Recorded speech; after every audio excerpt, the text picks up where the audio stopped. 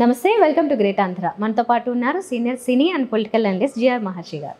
నమస్తే సార్. నమస్తే అమ్మా. సార్, తెలుగు సినీ చరిత్రలో మాయాబజార్ అనే సినిమా చాలామందికి ఒక బెంచ్ మార్క్గా కనిపిస్తుంది. ఇప్పటికీ చిన్నవాళ్ళు కావచ్చు, పెద్దవాళ్ళు కావచ్చు, చూస్తే ఒక సరదా, ఒక వింతైన ప్రపంచంలాగా కనిపిస్తూ అందరిని ఆశ్చర్యపరిచిన సినిమా అప్పట్లో అయినా ఇప్పటికీ కూడా. మరి అలాంటి సినిమాని తీసిన కేవీ రెడ్డి గారి పుట్టినరోజు ఈరోజు. ఆయన పేరు తెలియని వాళ్ళు చాలామంది ఉండరని చెప్పొచ్చు. ఎందుకంటే అప్పటి తరానందరికీ కూడా ఎక్కువ శాతం కేవీ రెడ్డి గారు అంటే తెలిసిన వాళ్ళు అవుతారు. చెన్నైలో వర్క్ జరుగుతున్నప్పుడైతే ఇంకా తెలియని వాళ్ళు లేననే పరిస్థితి. మరి అలాంటి కేవీ రెడ్డి గారి సినిమాలు లేకపోతే ఆయనకి సంబంధించిన ఏమన్నా విశేషాలు మా ప్రేక్షకులకి చెప్తారా? కేవీ రెడ్డి గారు అసలు ఈరోజు సినిమా పరిశ్రమ అంతా కూడా ఆయన్ని స్మరించుకొని ఏదో ఒక చిన్న ప్రోగ్రాం పెట్టుకొని ఉండాలి. మన సినిమా పరిశ్రమకు ఉన్న సమస్య ఏమిటంటే వారసులు లేకపోతే ఎంత పెద్ద వ్యక్తులనైనా వీళ్ళు గుర్తుపెట్టుకోరు. అంటే సినిమానే కాదు, జీవితంలో కూడా ఎక్కడైనా వ్యాపారం కానీ ఎక్కడైనా కూడా కేవీ రెడ్డి గారి మనవడో ముని మనవడో ఏవైనా ఒక పెద్ద సినిమా నటుడో లేదా ఒక పెద్ద సినిమా దర్శకుడో సినిమా నిర్మాతో కనుక అయి ఉంటే ఖచ్చితంగా ఈరోజు ఏదో ఒక ప్రోగ్రాము జరిగి ఆయన గురించి మాయాబజార్ లాంటి క్లాసిక్ తీసిన అంత గొప్ప వ్యక్తి అని ఏదో జరిగి ఉండేది ఒక ప్రోగ్రాము. మనం ఎవరిని పెద్ద గుర్తుపెట్టుకోము, ఏదో ప్రవాహం పోతూ ఉంటుంది. అయితే కేవీ రెడ్డి గారు మాయాబజార్ కానీ, పాతాళ భైరవి కానీ, జగదేక వీరుని కథ కానీ, భక్తపోతన, యోగి వేమన ఆయన తీసినవన్నీ కూడా అంటే ఒక 2-3 సినిమాలు ఆడకుండా ఫ్లాపులు ఉన్నాయి. కానీ ఆయన తీసిన ప్రతి సినిమా కూడా ఎప్పుడైనా చూడండి మీరు, ఒక క్లాసిక్. మాయాబజారు చిన్నప్పుడు చూస్తే చిన్నపిల్లల సినిమాలాగా ఉంటుంది, ఇప్పుడు చూస్తే పెద్దవాళ్ళ సినిమాలాగా ఉంటుంది. అది ఎలా సాధ్యం? ఆ మ్యాజిక్ ఎలా సాధ్యం అనేది అర్థం కాదు. ఎలా సాధ్యం అంటే ఆయన మాయాబజార్ అనే పౌరాణిక సినిమాని మానవ ప్రవర్తనతో తీశాడు. మనకు రోజు కనిపించే క్యారెక్టర్లే ఆ పౌరాణిక సినిమాలో ఉంటాయి. ఆయన అంటే పాత్రలను పరిశీలించే విధానం, మనుషుల్ని చూసే విధానం, మనిషి క్యారెక్టరు ఎలా పట్టుకుంటాడంటే ఆ సూక్ష్మతే ఆయన సినిమాలని ఇప్పటికీ నిలబెట్టింది మనకు. ఏ సినిమా అయినా చూడండి మీరు, పాతాళ భైరవి చూడండి. పాతాళ భైరవిలో కూడా ఆ క్యారెక్టర్స్ భలే ఉంటాయి అవి. అంటే ఆయన ఏమిటంటే ఇంకోటి కేవీ రెడ్డి గారి గురించి బాగా మనం చెప్పుకోవాల్సిన అంశం ఏమిటంటే మదర్ క్యారెక్టర్ని చాలా అద్భుతంగా సృష్టిస్తాడు ఆయన. అంత బాగా అంటే సినిమాల్లో అమ్మ క్యారెక్టర్ అంత బాగా క్రియేట్ చేసిన వాళ్ళలో చాలా తక్కువ మంది డైరెక్షన్లో ఆయన ఒకడు. మీకు పాతాళ భైరవి సినిమాలో ఎన్టీఆర్ మదర్ ఉంటారు, ఆ తోటరాముడు మదర్. ఆమె ఏదో తోటలో పూలు కుట్టుకుంటూ జీవిస్తూ ఉంటుంది. ఆమె కొడుకు ఏదో బాగుండాలి, కొడుకు బాగుపడాలి అనేది ఆమె కోరిక తప్ప ఆమె ప్రపంచం చాలా చిన్నది.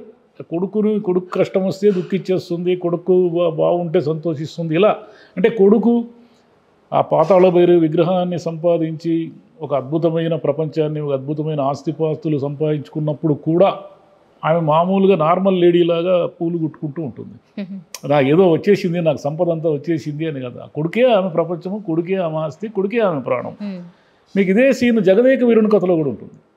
తల్లి యొక్క ఆశీస్సులే అతన్ని జగదేక వీరునిగా మారుస్తాయి. ఆ సినిమాలో ఒక సన్నివేశం ఉంటుంది. ఎన్టీఆర్ గారు ఒక చీర, అంటే ఆ అమ్మాయి ఇంద్రుడు కూతురు ఉంటుంది కదా, ఆ అమ్మాయి చీరని ఇతను దాచిపెట్టి ఉంటాడు. ఆ చీర కనుక ఆమె స్వాధీనం చేసుకుంటే ఆమె వెళ్ళిపోతుంది.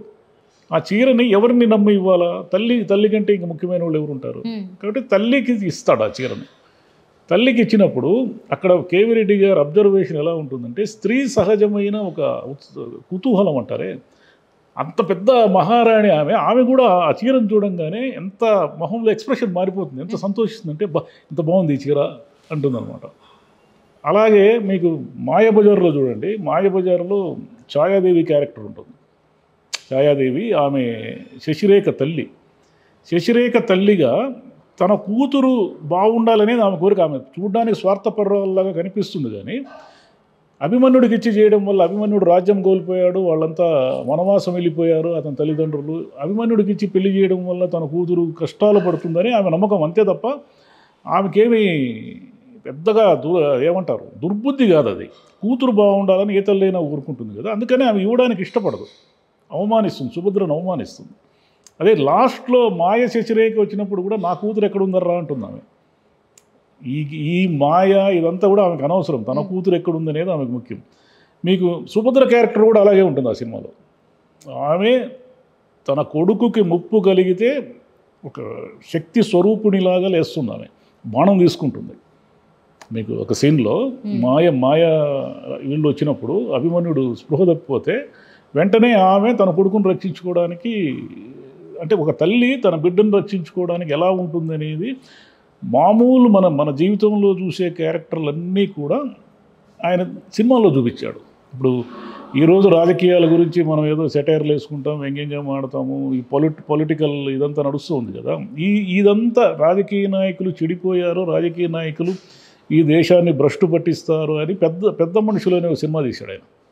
ఆ పెద్ద మనుషులు సినిమాలో ఎప్పుడో చెప్పేశాడు ఆయన, ఒక 60-70 ఏళ్ల క్రితమే చెప్పేశాడు. ఇది చాలా కాలము ఈ పొలిటికల్ లీడర్స్ని, అంటే కొంచెం స్వార్థపరులైన పొలిటికల్ లీడర్స్ని వాహిని వారి పెద్ద మనుషులు అని పిలిచేవాళ్ళు మామూలు రైటింగ్స్లో. ఇక మీ ఇట్లా ఎన్నైనా చెప్పచ్చు. అంటే ఒక విలన్ క్యారెక్టర్లు ఎలా ఉంటారు అవన్నీ కూడా అన్ని క్లాసిక్స్ ఆయన తీసిన. నిజానికి ఆయన ఎక్కడి నుంచి ఇన్స్పైర్ అయ్యాడంటే చిన్నప్పుడు విపరీతంగా ఈ మాయలు మంత్రాలు ఈ ఫ్యాంటసీ ఫిక్షన్ చదవడం వల్ల ఆయన మామూలు మన కథలనే సినిమాలు చేశాడు. ఇప్పుడు అల్లావుద్దీన్ అద్భుత దీపమే పాతాళ భైరవి, మాయబజార్ అయితే ఒక ఫిక్షన్ అనుకోండి, అల్లావుద్దీన్ అద్భుత దీపమే కదా. జగదేక వీరుని కథ కూడా అదే. మామూలు మనం కాశీ మజిలీ కథలు ఇలాంటి వాటిలో ఉన్నదాన్నే తీసుకుని ఆయన గుణసుందరి కథ తీశాడు. ఆయన గుణసుందరి కథలో అది కింగ్ లియర్ షేక్స్పియర్ నాటకం. అది ఆ గుణసుందరి కథలో ఉన్న ఒక ఎలుగుబంటి, అంటే ఆయనకి ఏమిటంటే మూగ ప్రాణులపైన ప్రేమ ఎక్కువ కేవీ రెడ్డి గారికి. ఎక్కడ కూడా హింస ఉండదు ఆయన సినిమాల్లో. మీరు గమనిస్తే చాలా క్లీన్గా ఉంటుంది, ఎక్కడ కూడా ఒక చిన్న అసభ్యం ఉండదు. ఒక్క డైలాగ్ కూడా ఎక్కడ కూడా మీకు అబ్సినిటీ కనపడదు. అసలు తెలుగులో టాప్ డైరెక్టర్ల పేర్లు చెప్పాలి, ఒక 5 పేర్లు చెప్పాలంటే కేవీ రెడ్డి గారు ముందు వరుసలో ఉంటారు. మన దురదృష్టం ఏమంటే అంత పెద్ద మాయాబజార్ ఎవరైనా ఏ సినిమా వాళ్ళని అడిగినా మాయాబజార్ క్లాసిక్ అద్భుతము అంటారు. కేవీ రెడ్డి గారిని స్మరించుకునే వాళ్ళు లేకుండా పోతున్నారు. మనం మొన్న కూడా మాట్లాడుకున్నా, అంటే ఇంత గొప్ప డైరెక్టర్స్ ఉన్నారు కానీ ఇప్పుడు అసోసియేషన్ సైడ్ నుంచి అయినా ఎక్కడి నుంచి అయినా కానీ ఆ సన్మానమో లేకపోతే వాళ్ళకంటూ ఒక ఏమి చేయరు.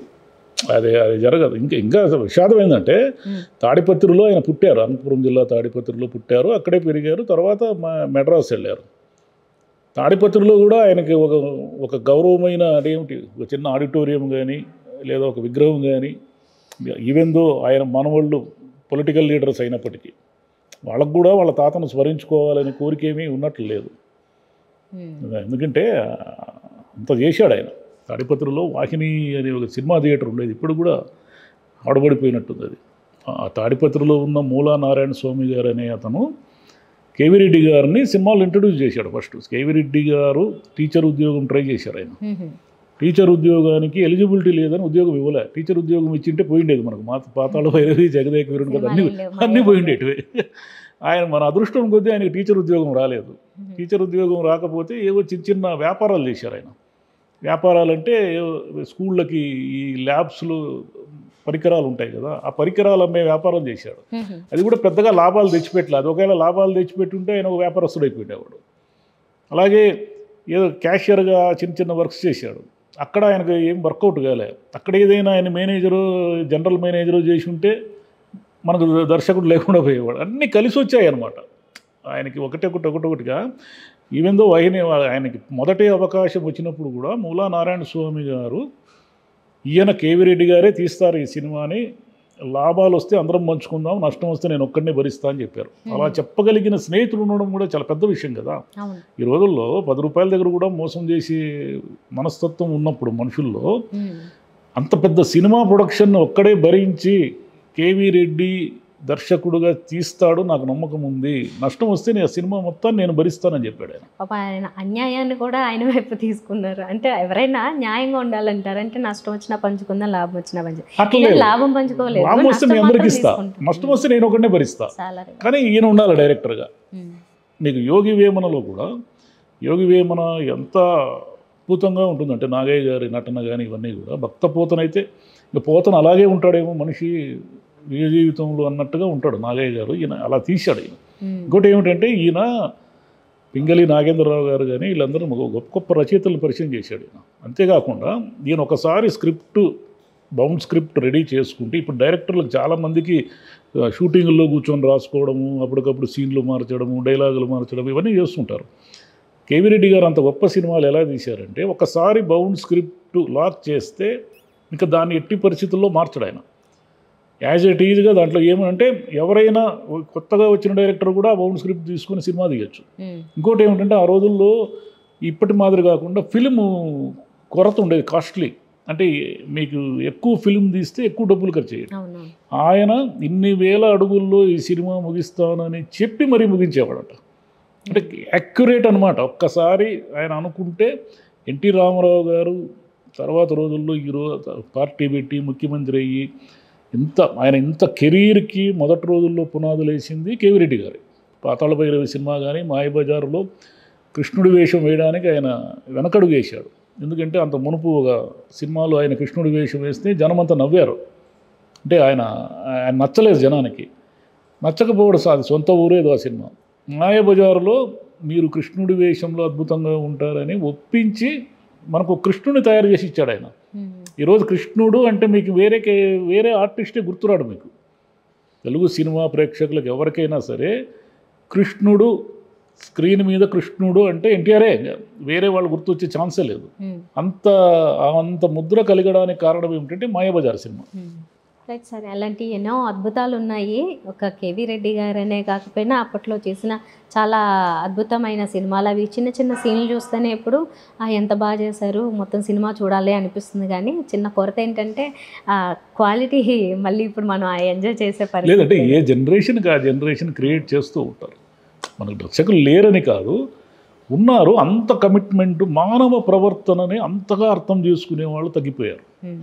మనదంతా సైన్స్, గ్రాఫిక్స్ ఈ గోలలో చిక్కుకున్నాము.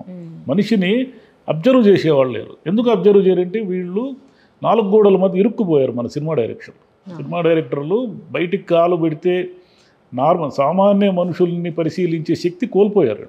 మీరు బయటికి కారులో పోయి ప్రయాణాలు చేస్తే, విమానాల్లో తిరిగితే మీకు ఒక ఆర్టీసీలు బస్సులు ప్రయాణం చేసేవాడు కానీ లేదా ఒక 5,000 రూపాయల జీతంతో జీవించే ఒక క్యారెక్టర్ మీకు ఎలా అర్థమవుతుంది? మీకు ఎప్పటికీ అర్థం కాదు. అందుకని అప్పుడు వాళ్ళు ఏమిటంటే వాళ్ళు సాధారణమైన మనుషుల మధ్య ఉంటూ వాళ్ళను పరిశీలిస్తూ వాళ్ళ కథలు తయారు చేసుకునేవాళ్ళు. వీళ్ళు కొరియా సినిమాలు, జపాన్ సినిమాలు, ఇవన్నీ హాలీవుడ్ సినిమాలు చూసి వీళ్ళు కథలు తయారు చేసుకుంటున్నారు. అది ప్రాబ్లం ఇప్పుడు. అంతే, ఇప్పుడు కూడా లేరని కాదు, అంతటి గాఢత లేకపోవడానికి ఇది కారణం. మొత్తానికి ఈ విధంగా ఆయన ఒకసారి స్మరించుకున్నాం, ఆ సినిమాల్ని కూడా గుర్తు చేసుకున్నాం. Thank you so much. Thank you.